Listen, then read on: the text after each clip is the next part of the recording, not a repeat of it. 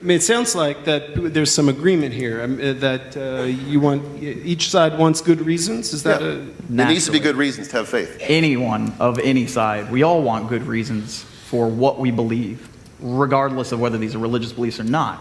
Right. The thing to remember is that why are we even discussing faith in this case at all? If all we're talking about are propositions and what reasons do we have, it sounds like there's an extra middleman that we're adding called faith. Right. Why are we bothering to call this thing faith? Ultimately, because faith is the issue when you can't ultimately prove something. When you can't we say can't with ultimately certainty, prove anything. Yeah, okay. Right, I know that. But what I'm saying is there are some things that our faith is so not even in question. I didn't question when I sat down in my chair. So the level of faith required for that, yes, I can't absolutely prove it. But the distance, the gap between the question of God does require faith. I mean, but to say that it's blind or that there's no evidence behind it. So the real issue is the evidence behind it valid? And I think really that's what we want to discuss. That's similar to what we're getting at here. It is very important to discuss the evidence, to weigh whether that's valid or not. But it sounds like what you're saying is that there's only so far evidence can take us on certain questions, and that extra spot needs to get filled in with a thing that is not evidence and is not reason. It does. And that, I would argue, is false. I would argue that in any case where we need to jump, where we need to meet our beliefs more than halfway, that is what we call an unjustified belief. So there's no gap between your evidence that God doesn't exist and God's real or not existence? There's no faith involved in you saying God doesn't exist? There is no faith to involved. No faith to, right? We're just talking about reasons. No, you have faith that God doesn't exist because you can't prove it, but you believe it. We have no reason no reason has ever been given by a believer of any faith that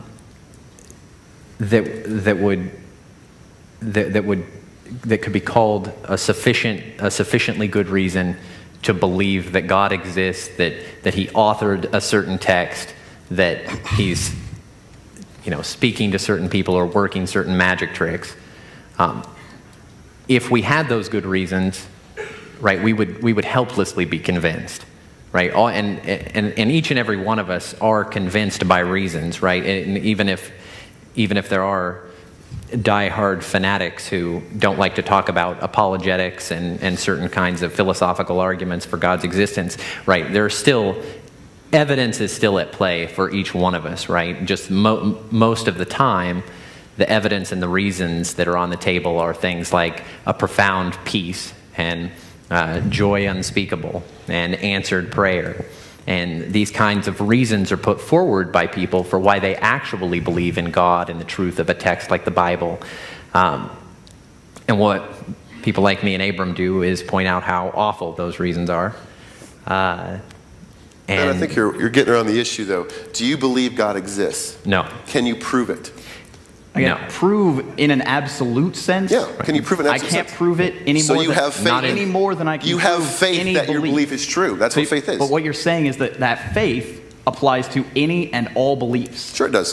Faith is faith. It's utterly meaningless at that point. No, it's not. If faith applies to my belief in gravity, it does. You have faith in gravity. We have, but based on great reasons. We put this middleman in here. I'm losing my role as moderator fastly, so I'm going to step back in. Let's take some particular examples. I think we've got some ideas on the table, but until we can contextualize those, it'll be difficult to make sense of those. So, if I understand you all correctly, and clearly kind of clarify if I present this wrong, but your argument is that because there's a gap in what we could know and the ultimate conclusion, that gap is too much. Would that be a fair way to characterize that leap of faith? We're saying that convictions should always scale with the evidence, right?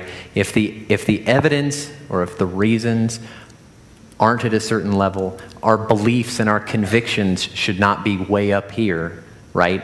We should talk about our uncertainty at the same level that our reasons are uncertain. All right, I think probably probably going to find some agreement in the principle that's in the application that maybe we're going to end up with some dispute. I wonder if there's, maybe we could talk about a particular piece of evidence. I know we don't want to debate every piece of evidence, but to give some example about a place where you feel maybe it's not conclusive, but you feel justified in whatever missing element might be there, and then that would give you an opportunity to talk about whether that gap is too great for you, that the reasoning is not at the right level. Mr.? Sure. As you said before, Ben, we might as well start with the cosmological argument. I just want to base off of 3 little premises here. First of all, whatever began to exist has a cause. Secondly, the universe began to exist, and there's logically compelling evidence to believe that. Thirdly, therefore, the universe has a cause. I think that this argument's constantly confirmed in our own personal experience that things have a cause. And I don't see what is so logically invalid about that belief that something caused the universe to be. So the big problem with what he's getting at is why is there something rather than nothing, and the need for the prime mover in the first cause. Your second premise was that the universe began to exist. That's something that we don't know. That we don't know that matter and energy just popped out of nothing one day.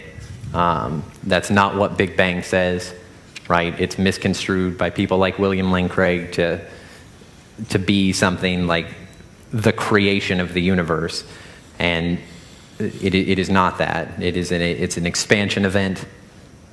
Expansion of what? An expansion of matter and energy that could have been always there. Like, I mean, your second premise was that the universe began to exist. We don't know that. Well, here's my problem with the universe if you assume that it did always exist, is you're saying that there's something completely infinite in our spatio-temporal world. And we can't have something abstract like the number infinity saying that the universe always existed inside of this realm. It doesn't make any sense. Each and every one of us believe that something always existed, right? I mean, whether it's matter and energy or the Lord, right? I mean... But is our issue at hand, again, this question isn't provable, right?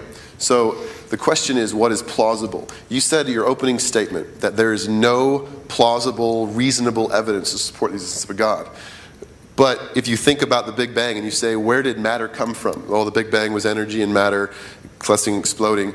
But there's no reasonable explanation as to where it came from. What I'm saying is we don't know, right? That's where it stops, right? I mean, we can continue to investigate, but just to move from ignorance to, well, it was probably Jesus in eternity past. It's just that is a leap that I am unwilling to make. Jesus? I didn't leap to Jesus.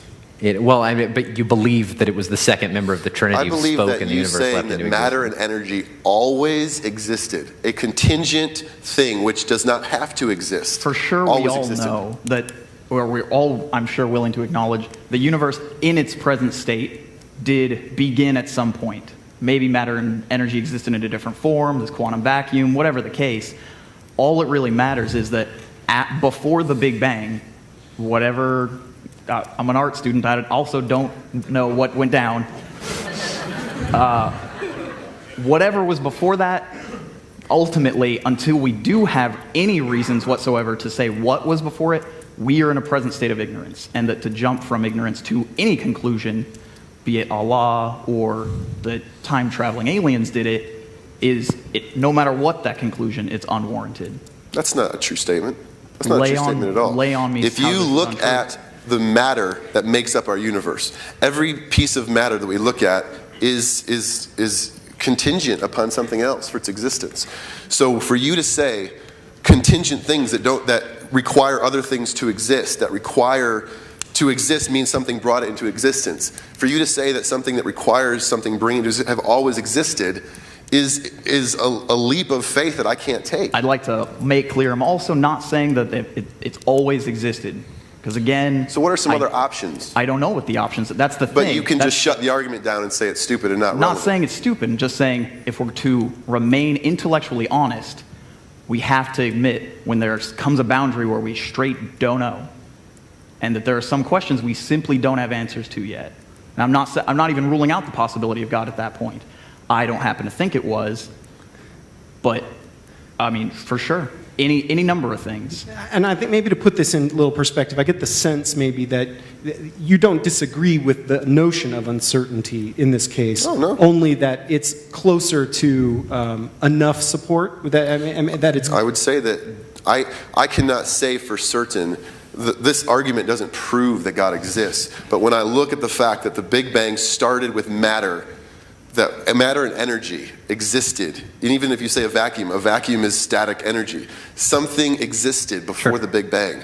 And everything that we know about our matter is that it comes from other things. So it's logical, reasonable in my brain to say something had to create matter, something had to bring it into existence.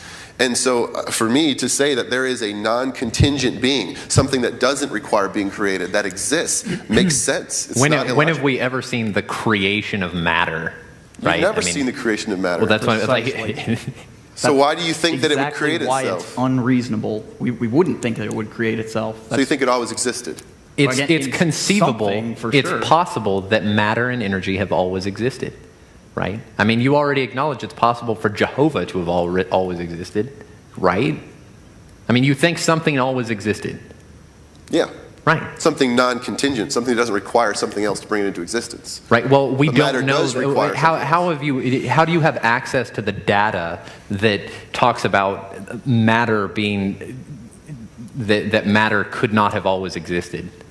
Like, I don't where have is access to the data? Well, I I'm don't. saying- I'm 'cause arguing what is more reasonable, what is more logical. I'm basing off the first premise that you said, that belief in a higher power is illogical and irrational. It's not. There's no reasonable evidence. And I'm saying there is reasonable evidence to assume that something brought matter into existence. I'm not That's saying that it reasonable. could be logically inconsistent to, right? I mean, logical inconsistency is not exactly what I'm concerned with. I'm just saying I don't have any good reason to suppose or infer or just say I think that a God started everything, right? Given some good reasons, I could be swayed of that, but there aren't any forthcoming.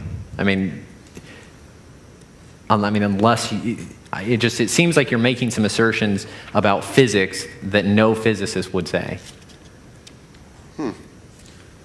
Interesting. All right. Greg, I don't know if you had another point. I think it's helpful I mean, to me, it strikes me that we can really hone in on the difference of opinion on a fairly particular premise. And I think we've got a pretty good sense of how we're reasoning from those and kind of the gap that maybe exists. I wonder, Greg, if you have another point you want to make. Just move on. Okay. Yeah. I guess since we can't go anywhere further with that. We do appear stuck in a What's physics. that? We're stuck on the physics question, I think. Yeah. I suppose we should. I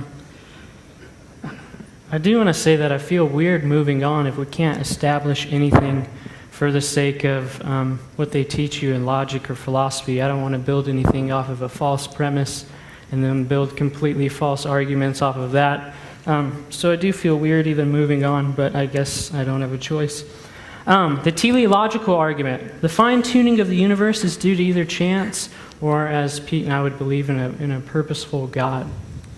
Secondly, the universe is not due to chance. Therefore, there is a purposeful God behind the matter.